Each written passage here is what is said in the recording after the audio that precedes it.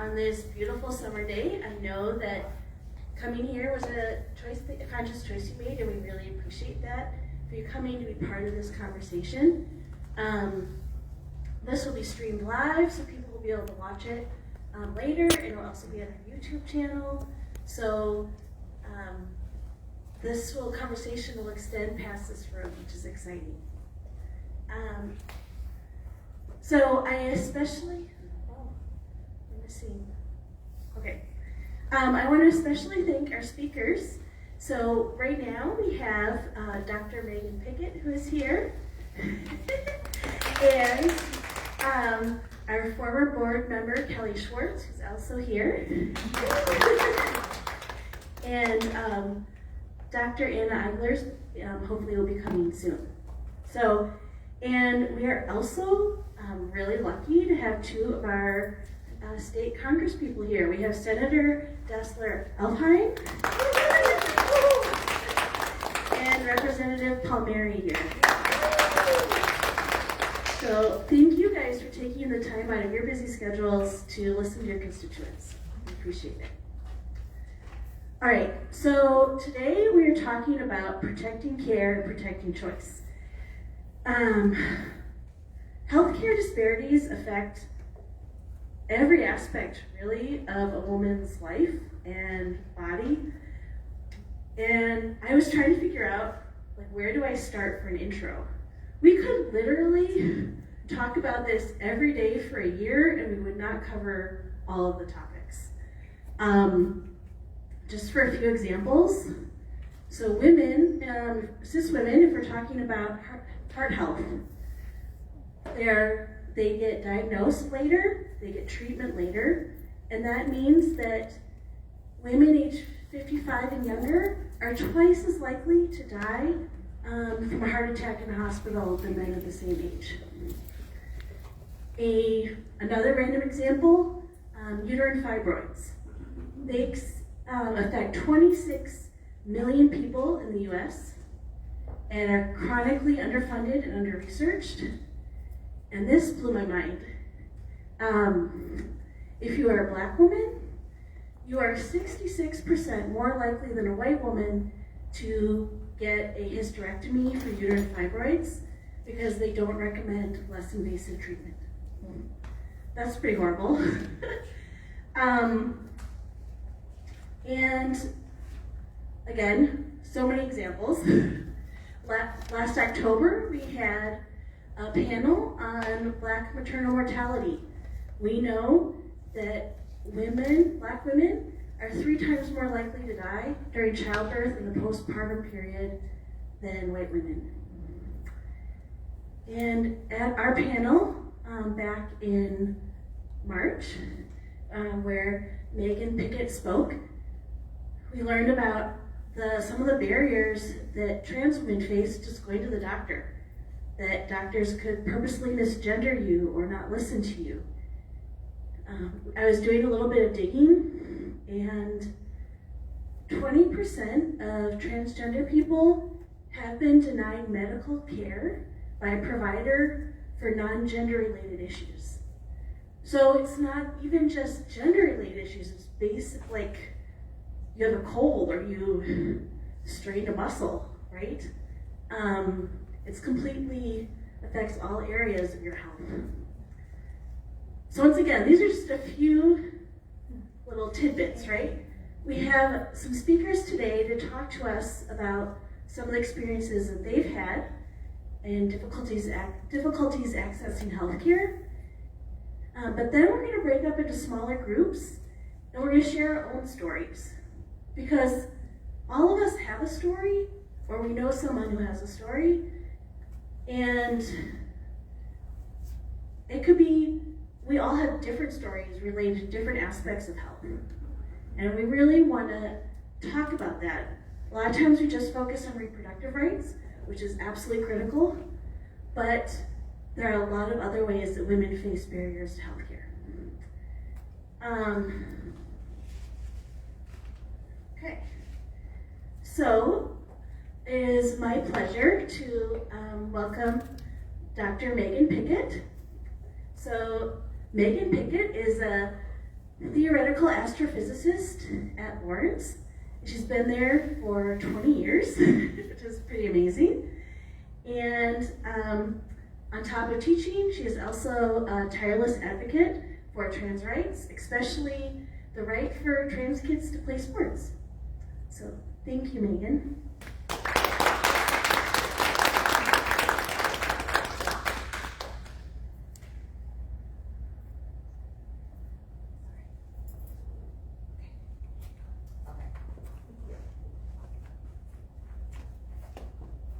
Thank you. Can you hear me? Yes. Okay, I'm really happy to be here. Thank you for the invitation. And I'm very happy to answer questions. I think what I had in mind when I was asked to give a short presentation was to accomplish two things. And one, I think, is something that people can appreciate already. The first being that the landscape for trans folks in this country is bad and getting worse, and will continue to deteriorate as we approach the elections in November. Megan, could you hold the mic closer? Sure. Is this better? Yeah, the mic over Okay. yours. All right, so, and you can see that in the amount of legislative effort that's been made just in this last year. Hundreds of bills that have been proposed against trans folks' participation in public life, against their access to gender-affirming care. Often this is couched towards concerns about minors, although the definition of minor often extends to 19, which means that it includes often college students. So this is one aspect, and the last couple of years, I probably don't have to tell this room that we have faced between 4 and 5 different bills that have been presented in Assembly or Senate against trans folks that have been vetoed by Governor Evers. That is likely to continue. At the federal level, through executive orders and people that are continuing to obey in advance, we have, because of the federal redefinition or erasure of trans folks, things like the removal of access to gender care for trans folks who are incarcerated. Any trans person who's incarcerated in a federal facility has been forced to detransition. We have efforts to curtail the use of Medicaid and Medicare funds for gender-affirming care. And while you can think of what that might mean, it actually extends to a lot of different areas in a trans person's life. So in my case, I transitioned almost 25 years ago. This is my lived life for a long time. And I am quickly approaching the point where I will need to use Medicare. It's okay. And I know. It's good, really. But either restrictions of Medicare use for this kind of access to health care, or the redefinition of what gender and sex is, means that I may not have access to, for example, my annual mammograms, or at least not have that covered. There are these spillover effects. Insurance companies being insurance companies and vertically monopolized, what that means is that there has been, even when there has been changes through the public sector, doctors, pharmacies, and health insurance companies work hand in hand to usually out a trans person. One way this can happen, and has happened to me, is that my medication comes with a label for transgender female. So I am always outed when I go to my pharmacy, which is a dangerous thing. I mean, it's also something I'd rather control myself. I guess there's another slide here. Okay, so there's that legislative, executive, and of course judicial. There are several court cases that are moving their way or have moved their way through the Supreme Court in the last year or so. And the landscape there is going to get more and more difficult. On a personal level, and there are other issues with not just access, but how you engage, how we engage, how I engage with the medical community. And that ironically can be sometimes when doctors think they know too much and when they know too little. It should be no surprise to people that many trans folks, especially trans women, will refuse to go to the emergency room out of fear of being outed or misgendered or mistreated. There are places in which you can be refused care on religious or moral grounds. There's just a lack of information at the physician level with what our healthcare needs are that are specific to being, say, a 60-year-old trans woman. Fortunately, I have a doctor who's willing to do that work with me, but it's a lot of lifting on my own that I have to do with my doctor. And I am deathly afraid of him retiring before I die, because I don't want to have to go through the process of finding another caring, understanding, helpful doctor.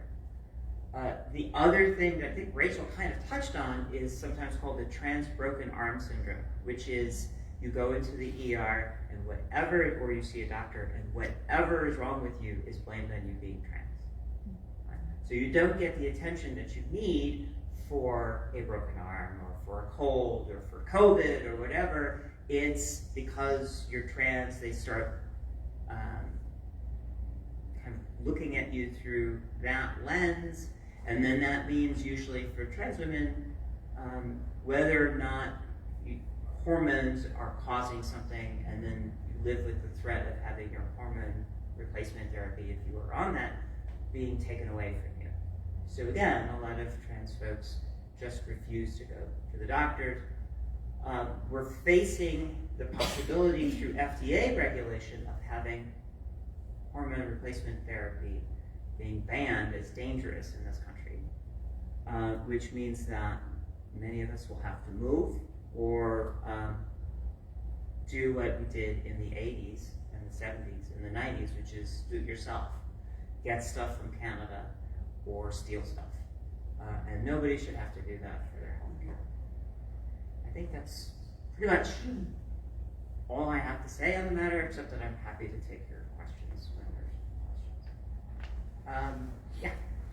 This, Rana, this reminds me of the underground with pre-roll, very definitely. And Emily West was the wife of a Lawrence Kemp professor who was part of it and part of our Planned Parenthood on the side when we opened in '73. But it's the underground. Yeah, there's already, so, I mean, there are lots of layers to this, right? I'm fortunate that I have a job that comes with insurance that allows me to access my medical care as long as it is coded correctly. So it used to be, certainly, so I was a professor at Purdue before I was a professor at Lawrence, and until, I don't know, probably 2010, the insurance companies at both places didn't cover even hormone replacement therapy. So that was either on my dime or having a doctor who was willing to code my needs differently, say a hormonal imbalance, and allow that to be covered. Sure, but then there's another group, and in fact, trans folks are overrepresented in poverty, who have to rely on others, and rely on others for healthcare, for accessing healthcare, sometimes not through legal means, but also there is an effort now to help trans folks, especially in the South, move to safer states. 26 states, as I mentioned, have already banned gender-affirming care for minors. So half the country has already done that. Yeah. I have a question on sports. Sure.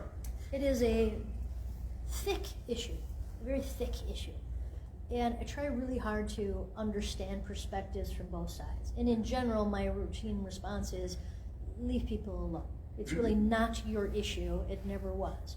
But I do think that we have to give a little bit of credence to those that perhaps have transitioned later than in their early teens, and a competitive question on how to do it. And I'll give you an example. Here in Appleton, or close by, in Appleton, there's going to be a golf tournament, and it will have a men's and a ladies division. And the ladies division is brand new. It's only been going on for 2 years. And there may be a trans female that joins. Now, this individual is about 6'1" and has a 4 handicap. So the question is, how do we appropriately handle? Because it's going to happen, so I would rather be preventative, and how do we make it so that we're accepting and yet not unfair?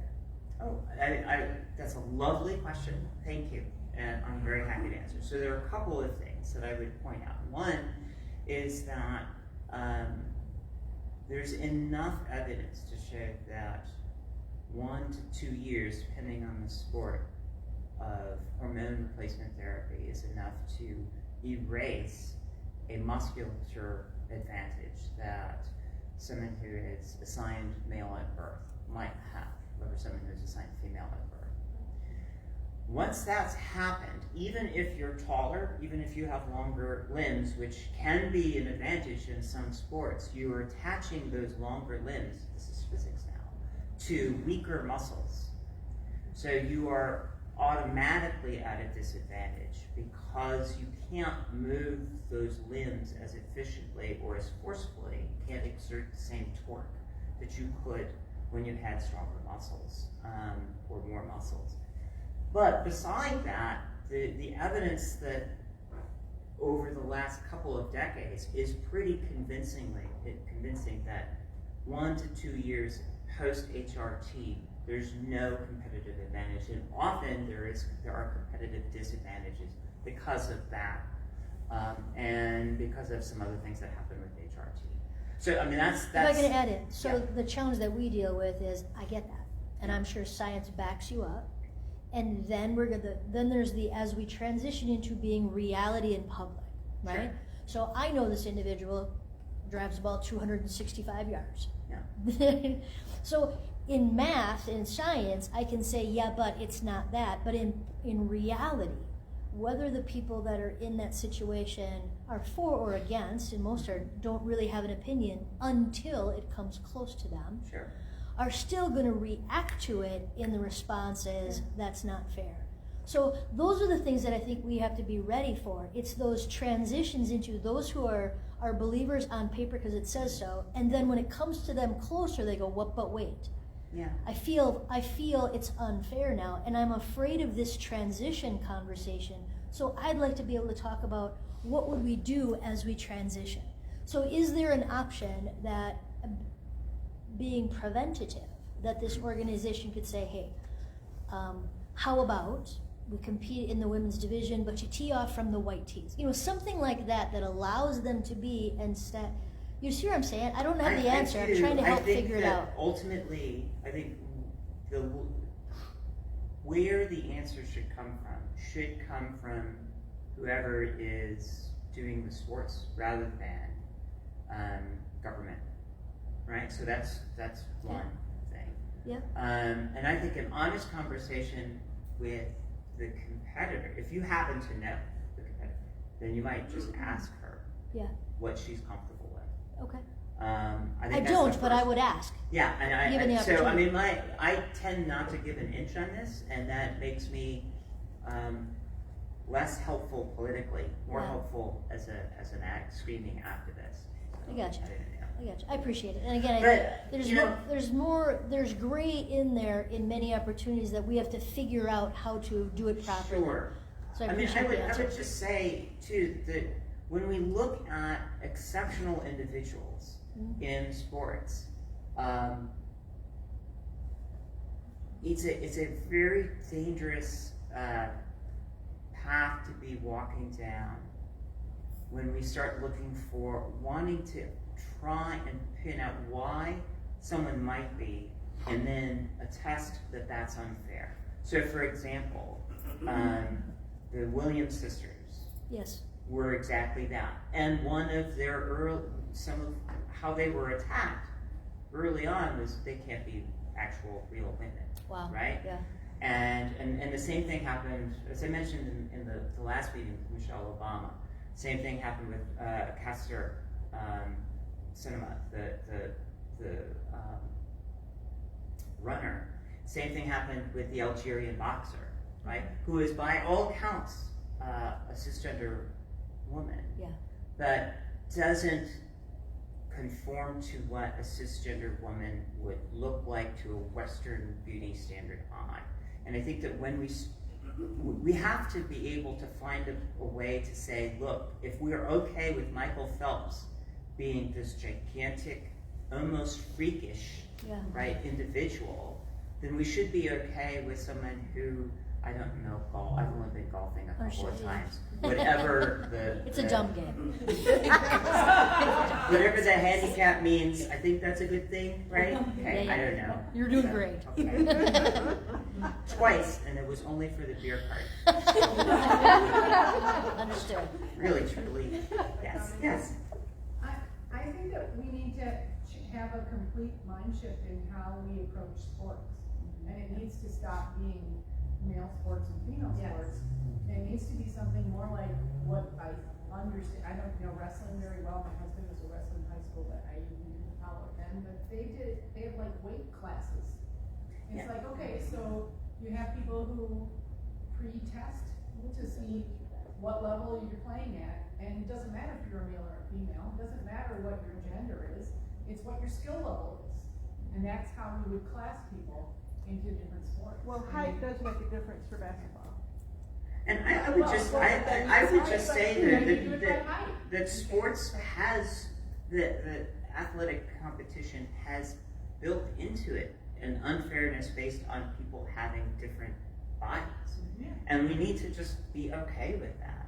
And there are differences in the ability of someone to, say, play golf every day, twice a day, 7 days a week, is going to, even if you don't have a large frame and everything else that you might need to be a good golfer, if you have the ability and the resources to do that versus somebody who only goes when the beer cart's there, you're going to have vast differences. Yep. And that's something that I mentioned in the last meeting, that it's a real problem with women's sports and women's health, is that there's very little in the way of interest in even looking at what are the factors that make successful women athletes.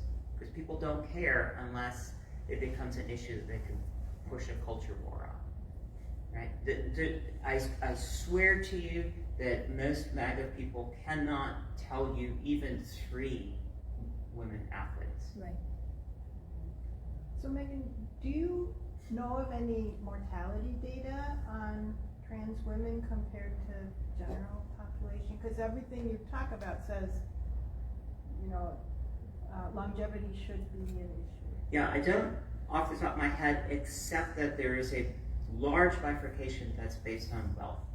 Right? So any income inequalities in health outcomes are exaggerated in the trans community because so many in the trans community suffer from poverty more than the cisgender population. And then we have a general reluctance to engage with the medical. And part of that too is that, especially until about the aughts, the standards of care this is both for trans women and trans men, I can only speak from my own experience, was heavily medicalized and heavily gate-kept. So back in the day, you needed to have a letter you needed to see a therapist and have a letter to start HRT. And you needed to have 2 letters to have any kind of surgery. And even further back, in say the 80s and the 90s, you had to live in your target gender and prove that you could be a successful person, which usually meant getting married and having an appropriate job, a gender appropriate job. It was pretty rough, Wow. without any medical intervention. including electrolysis. So these poor people, in order to get medical care, had to try to do this without any kind of help.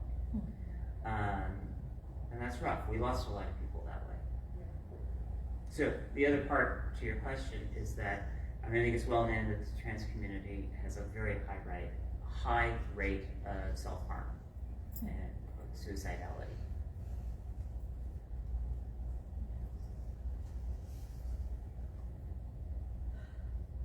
Thank you. So, yeah. I know that Lawrence has become, I wouldn't use the word haven, that would be a little too loose, but you have a number of trans kids, students there now. Are they accepted? Are they able to mix and mingle? As the campus in the 80s when I was there absolutely didn't even tolerate gay or queer. As an employee of Lawrence, I need to choose my words very carefully. But I will say that compared to the community at large, where there are places for students to go and to be themselves, and they have on the faculty people. I'm not shy or private. Well, I am. Well, I'm not. I'm rather open about my views on trans rights and the ability of our trans students to participate in all aspects of life. So they know that they have places that they can go. So I don't know that Lawrence is any different than other universities. I think universities are a safe haven just for anybody trying to figure out their life. So. Thank you so much.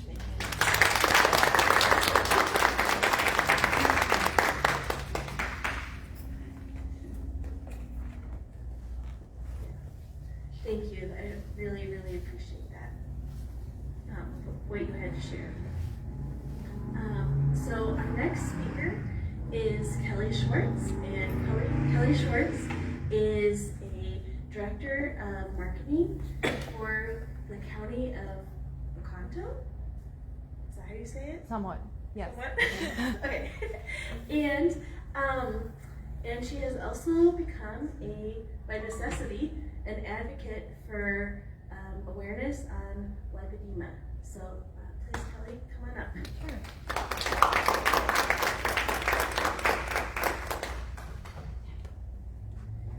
Hi everyone. So I did the millennial thing and I wrote what I wanted to say on my phone.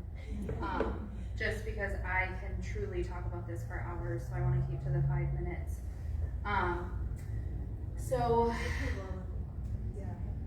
Okay. Well, I'm gonna do this and then if folks have questions, how about that? Hold it up so we can hear you. Can you hear me? Yeah, better. So my story starts in May of 2022. I actually lost my home, my business, and my animals in a house fire.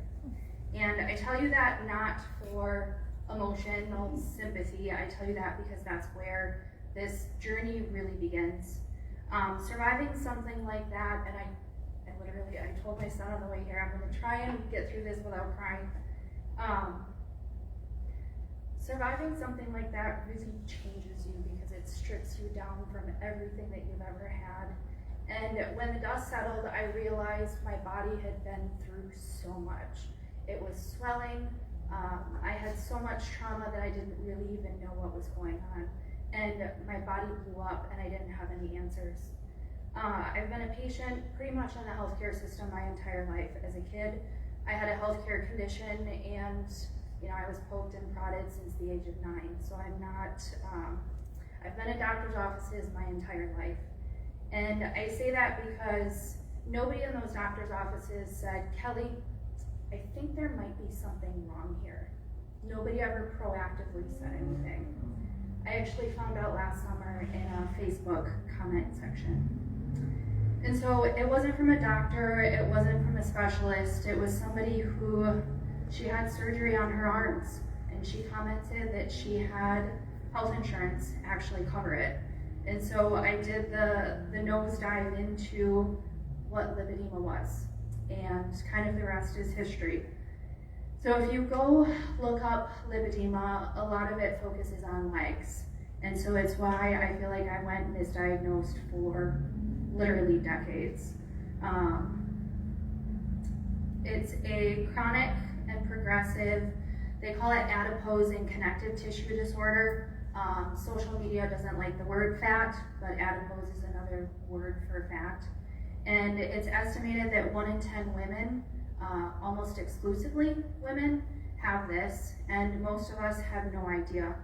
So if you look at the population of Wisconsin, that means there's about 300,000 women that probably have this, and most of them have no idea. Most of them are probably still sitting here blaming themselves. So a little bit more, it causes painful fat deposits in your legs primarily. It also is in your arms, and it also is in your abdomen. And so obviously we're here to talk about healthcare, but I think there's a part of this that doesn't really get said enough. So I've been pretty open about my journey. As a marketing director, my creative outlet is making content and videos, and so I've been pretty vulnerable about sharing my journey. And on social media yesterday, I had somebody say that me saying I have lipedema is just an excuse and that I should work harder. So that comment doesn't come from anywhere. It comes from a culture that really has decided it knows what a woman's body should look like, and if it doesn't fit that mold, then it's your own moral failure. So women with lipedema don't just face healthcare, we face a society and system that completely ignores us. So after the fire, I always tell people that that's when I really learned how to speak up for myself. And so I kind of stopped being this woman who just sat quietly and accepted everything at face value. So I fought for my diagnosis, I advocated in my primary doctor's office, and the rest is history. So this March, I actually had my first surgery. I had 3.5 liters, so I'm gonna say that again, 3.5 liters taken from my elbow to my armpit. So literally almost two liter bottles I had taken from my upper arms. I'm starting to feel like myself again.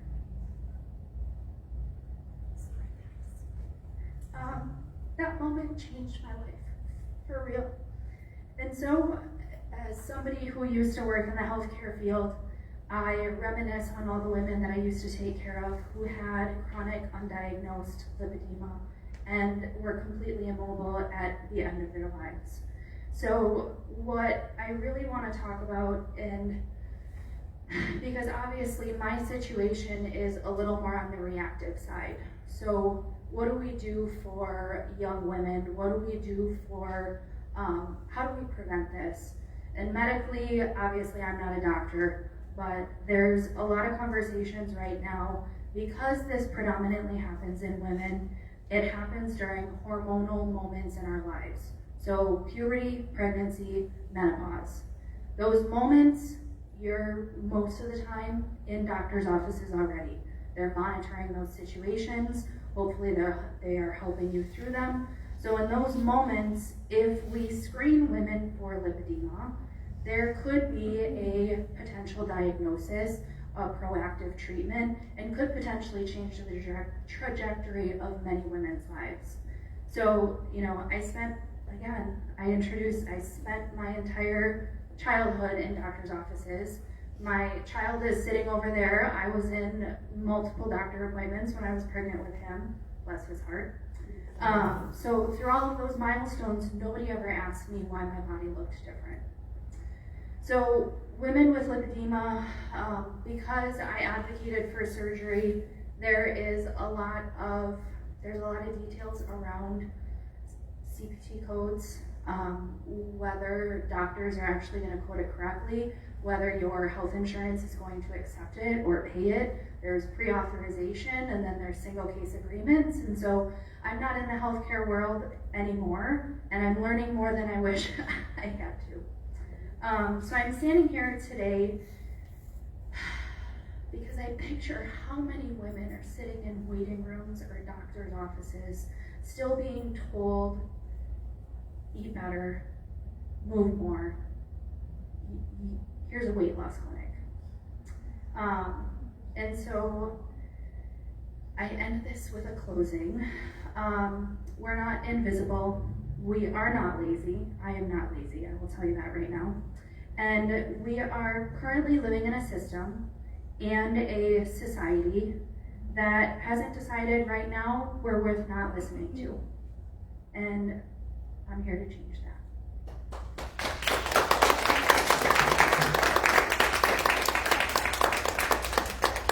Any questions? Yes. It's not a question, it's a comment. I've never heard of this. Yes. So it's sometimes people say lipedema, sometimes people say lipedema. It's pronounced synonymously, but whenever I say lipedema, people think I mean lymphedema, which is kind of something that happens after certain surgeries. You know, you get swelling. Yes. That reminded me of, and thank you for being so brave to share. Thank you. Really, and keep doing it. I have a friend who's 99 and she's vibrant. Her mother lived to be 109. And she's still driving, and I take her to things sometimes. And she had her breasts removed when she was in her 30s. So figure 60 years. But she's had the fluid retention, and that is different from what you're talking about. But she said that she, over the years, couldn't get insurance, that a massage therapist, in that case with the fluid, is more effective than that pumping machine. So she's experienced long-term discrimination on that. And not only that, but right now can't find an arm massage therapist to move the stuff around. If you have any ideas. Is she local? Yeah, she's in Appleton. Okay. We actually just had our first lipedema support group this past week, and some of the women have both lipedema and lymphedema. And I will say that there are some physical therapists who have certain certifications. It's called a certified lymphatic therapist. They're typically associated with healthcare systems and hospitals. That's where I found mine. But many of them you actually have to pay out of pocket for. So my first appointment was $150 out of pocket. So we're trying to put together some local resources. A lot of my surgeon is actually just outside of Chicago. So I was lucky enough to be able to take time off of work, to be able to have a support system at home who could bring me and take care of me, hence my young strapping son. But there's not a lot of resources here in Wisconsin. So that's why I'm here. The support group sounds terrific. It was, Get the word out. it was great.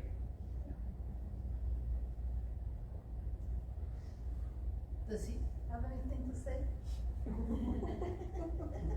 Nah. Maybe in small groups he'll open up, but he's been, I don't know what I'd do without him. He's been just phenomenal. So, are there like pain management techniques that you use, or I guess from your standpoint? Yes, so pain management typically is compression. I have a pneumatic pump at home. It's literally like a spacesuit, and it's very difficult to get in and out, but if I use it, I feel better. I work, 45 hours a week with a commute, so I'm sitting a lot. And I have found that a vibration plate underneath my desk that I can rest my legs on helps a ton with the pain and swelling in my legs. The best pain management for me, honestly, was surgery. My arms were just, I had no idea how painful they were until I had the tissue removed. I was just gonna say, you said there's a support group. Is there a website or a address, or how do people get connected to that? So I actually have a website, and I have some social media channels. So if you want to learn more, it is lipedema.ma.com. So it's like lipedemama.com, because I'm a mom and I love him profusely. So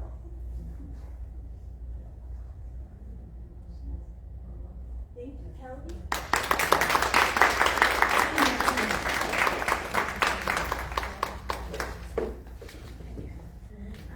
Thank you both so much. I really, really appreciate it. So, unfortunately, our third speaker isn't here. So, we're going to jump ahead. And if everyone wants to stretch, use the restroom real quick if you want to, then grab some cookies and coffee or tea. Then I think we're going to gather at these 3 tables in the back. So let's get that one. I think with our numbers, we can fit around 3 tables. And we're going to take the time to share stories with each other. So sometimes it's easier to do in a smaller group. So we just want to do that and listen to each other. We'll have a few rules for that.